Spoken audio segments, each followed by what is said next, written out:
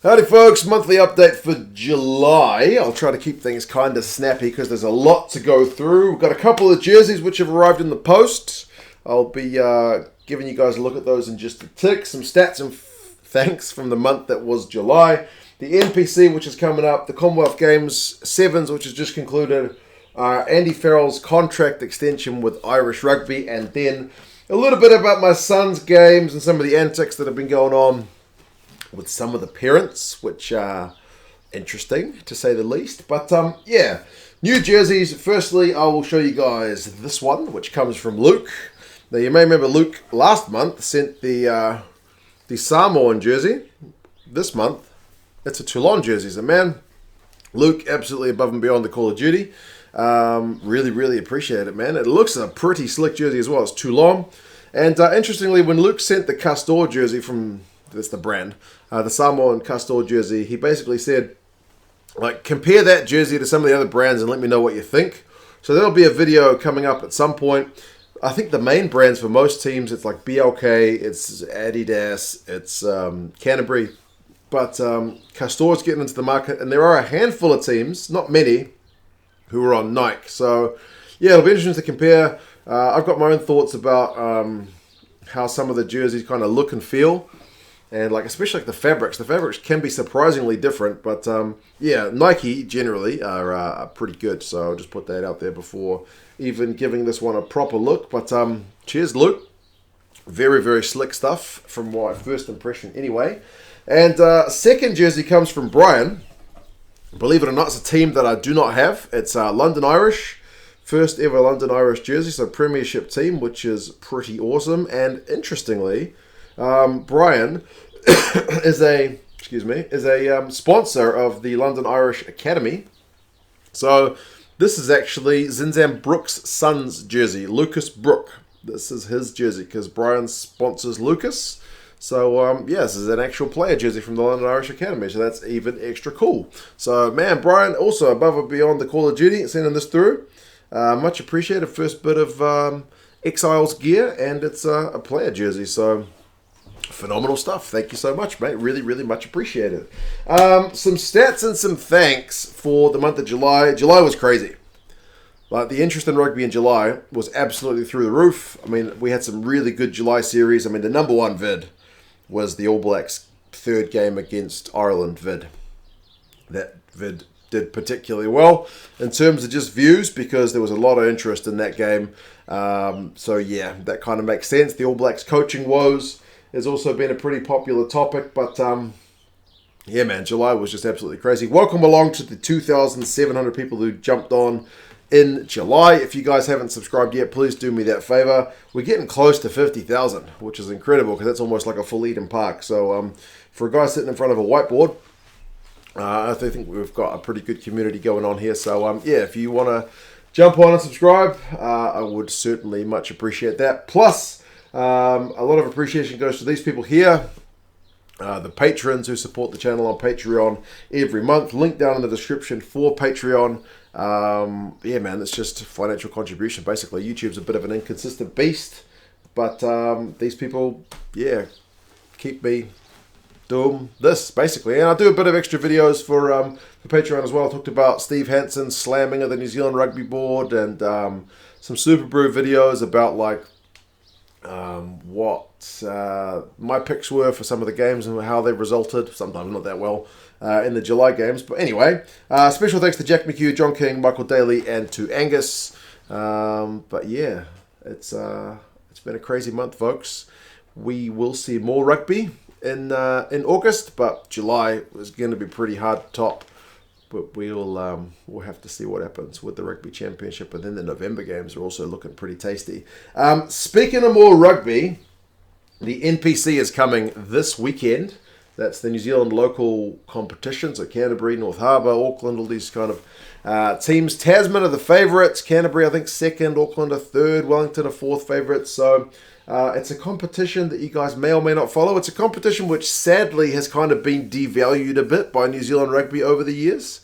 It's kind of become all about the All Blacks. So then even Super Rugby becomes a second tier competition. You could argue it's always been that way, but I swear, like, things like not letting the All Blacks play in some of these games, it's just been kind of slowly devalued over the years. When I was a kid, the NPC was massive. I guess for you South African fans, the Curry Cup used to be huge. For Welsh rugby fans, they've told me the local rivalries used to be massive. That's what the NPC used to be. It's not that much anymore, but you can't argue with the rugby. The rugby is generally very entertaining, really free-flowing. It's a slightly better time of the year in terms of the weather. So, it's going to be hopefully a pretty fun competition, even if it's not going to blow you away with crowd numbers. But, yeah, it's generally pretty fun. Get behind a team. If you want to support a team or follow a team or pick for teams in Super Brew, down in the description, I'll put a link to the Super Brew pool for some Mitre 10, not Mitre 10 Cup, it's called Bunnings NPC now. Sponsors changed once again. But yeah, if you want to pick the Super Brew picks to do your predictions, jump on, man. It's certainly a bit of fun. We've also got one of those for the Rugby Championship as well. And I should say, for you guys in the States who signed up to Flow Rugby for July, you'll get the NPC and the Rugby Championship on there as well. If you guys don't have a subscription and you're in the States, I'll put a link down there as well to Flow. They've got the NPC and the Rugby Championship, so happy days. Commonwealth Games, folks. I don't follow a lot of sevens. Sevens is not really my thing. I don't mind sevens, but I'm not going to sit down and watch a whole day of sevens. That's just me. I certainly watched both the finals, so congratulations to Australia for getting the women's, and to South Africa for getting the men's. Both pretty good games for the winning teams. They both, Australia and South Africa in their games, went out to these big leads, both over Fiji as well. So a pretty brutal one for Fiji to lose both finals. But insurmountable leads at the end of the day, weren't they? So some pretty good tries. And some entertaining rugby. So congrats to the Blitzbox and to the Aussie girls. Do they have a nickname like Blitzbox? Anyway, I know Fijiana for the women's team for Fiji, but anyway, it was some good sevens. New Zealand got bronze in both, so if you're Fijian thinking that kind of sucks that you lost, well, at least you did one better than New Zealand. So there you go, sevens in the bag. Andy Farrell has had his contract extended by Irish Rugby out to 2025. Slightly divisive. I think most people will be pretty happy with it, because as we sit here in August 2022, that seems like a marvellous piece of business. You lock him in so nobody else can put a contract under his nose for after the World Cup. But some people would say maybe you need to judge him on his Rugby World Cup performances. I've seen that kind of bandied about a little bit. Interestingly, with Andy Farrell, when he was first appointed, and then the Rugby World Cup campaign, because he was appointed before the World Cup, that he was going to take over. And then the first Six Nations campaign under him was a bit lackluster. There was a lot of question marks about him. Much like New Zealanders are maybe not that happy with Ian Foster at the moment. Not to the same degree, but a lot of Irish fans were kind of grumbling. I read the comments on this channel about he maybe wasn't the right man, but boy, has he taken them in the right direction. It's just been year after year improvement. And if that trend continues come Rugby World Cup time, it's looking like a healthy piece of business. But we'll have to wait and see. It'll be time that is the ultimate judge as to whether it's a good piece of business. But as I say, right now, number one in the world, away series win over New Zealand. Why wouldn't you give the guy a contract extension, right? So everything seems to be pretty hunky-dory in Andy Farrell and Irish Rugby at the moment. Lastly, my son's games. Now, my son, if you don't know, I'll probably take a bit longer to talk about this than I should. My son plays under 7s rugby here in New Zealand. He's 6 years old.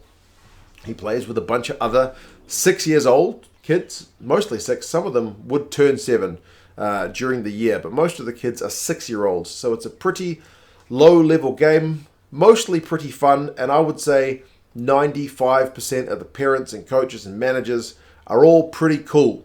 They're there to watch their kids have a bit of fun, to run around, and half the time not know what they're doing because they're very young children. And, remembering where to stand, remembering to pay attention for the whole game, remembering to run for the whole game, not get distracted, is sometimes kind of tricky for kids that age. He's playing Ripper Rugby. Kids in New Zealand don't start tackle until they go to under 8s.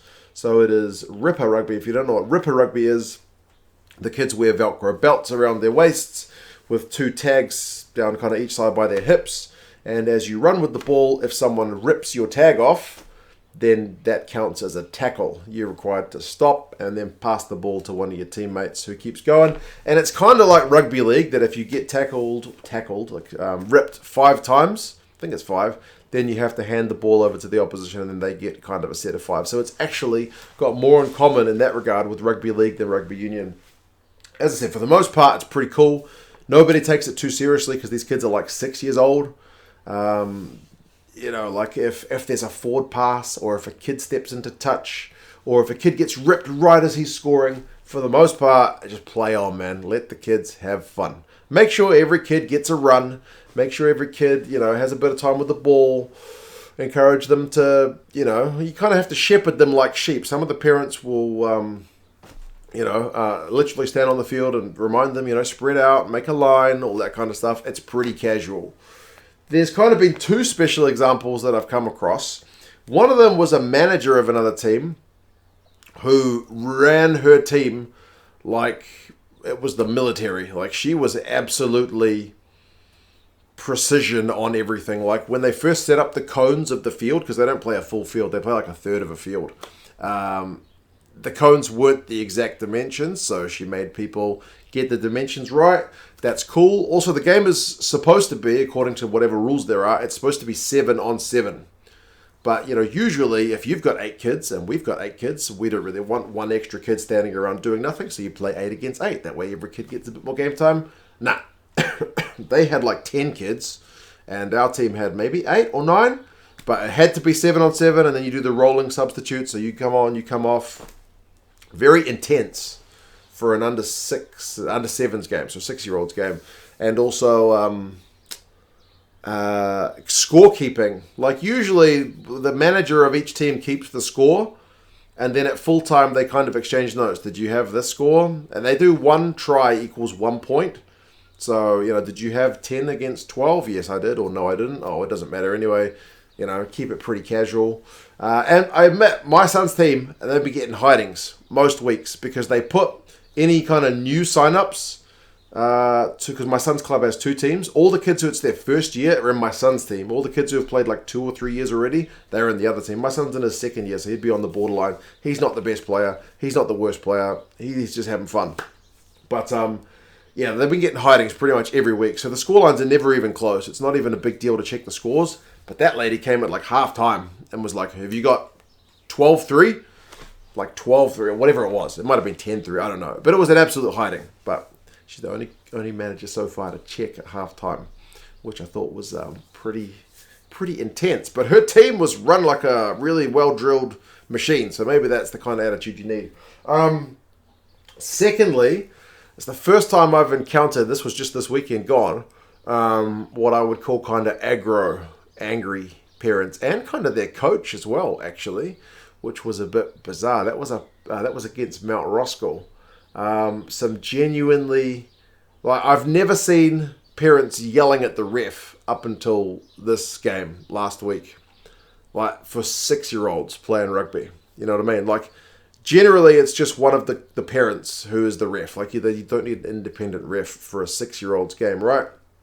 And as I said, generally the rules aren't enforced to the letter about forward passes and being in touch, right? It's mostly about them having fun. But in that game, the other team kind of kept standing offside. Have you ever seen that game where Italy tried to exploit the offside law when there was no offside line at the ruck if a ruck wasn't formed? Do you remember that game? How they would kind of stand around the sides of the ruck to confuse the English guys before they changed that law? That's kind of what was happening in this game, and that my son's team would get ripped. And then as they would go to pass it to somebody, one of the opposition kids would just stand in the way and just grab the ball. Or be in a position to intercept the ball. And one of their kids was huge. He is going to be, I swear, next year, absolutely highlight reel. If they don't bump him up, I don't know. I guess it's by age, so they can't do it, especially at Ripper. But the kid was he's at least 2 years playing a competition 2 years below his ability and his size. He was enormous. He's absolutely got the genes for rugby. I took a bit of video. You can look at this kid. He sticks out like a sore thumb. Not in a bad way. Nothing against that kid. Power to him, man. The guy was incredible. But it was just too easy for him playing against genuinely little kids. Even if he's the same age. I would have thought you'd get an exemption to... Maybe they can't because it's tackle, but they do Ripper at older grades as well. He should be playing against kids more his ability because he needs to nurture that, man. he was incredible. But yeah, just standing offside to get too many kind of intercepts. So eventually our team's coach was like, do you mind just getting your kids to stand back a little bit?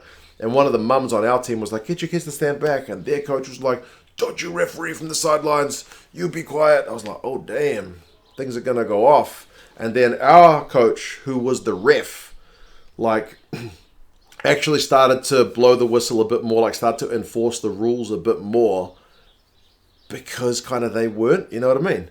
Like, and then there was one time when our kid got ripped and he blew the whistle because, like, after the rip, the kid dropped the ball before getting a chance to pass it. And their kid picked up the ball and just scampered down the end for a try, but our coach blew the whistle. Was like, no. Didn't get a chance to pass it after the rip.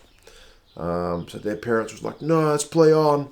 How do you? Like, I was like, man, if you're yelling at the ref when it's a game of 6-year-olds, even if the ref is wrong, like, something's not right with you, right? 6-year-olds. Don't be yelling at the ref. Personally, that's the way I would live my life. But anyway, goodness me, I've been going on for 16 minutes. Like I said, most of the parents are super cool. But last week was the first team that actually felt like, yeah, pretty aggro. And I swear that kid is going to be like the next Taniara Tupou or something, because he was an absolute unit. He's huge. They need to get that guy into some kind of team which can utilize his skills, because that guy's incredible. He's got rugby stardom written all over him for a kid who's like 6 years old or 7 years old. But anyway, I'll get going. Thanks as always, guys, for coming along, for subscribing, for joining the community and commenting and liking videos and all that jazz for Patreon. And let me know your thoughts. If you had any interesting experiences at games, at kids' games where parents get a little bit too worked up. What do you reckon about Andy Farrell? Good choice. Gold medal. Congratulations. NPC coming. Super Brew Pools down in the description. Cheers as always, guys. And yeah, I'll talk to you guys again soon. See you later.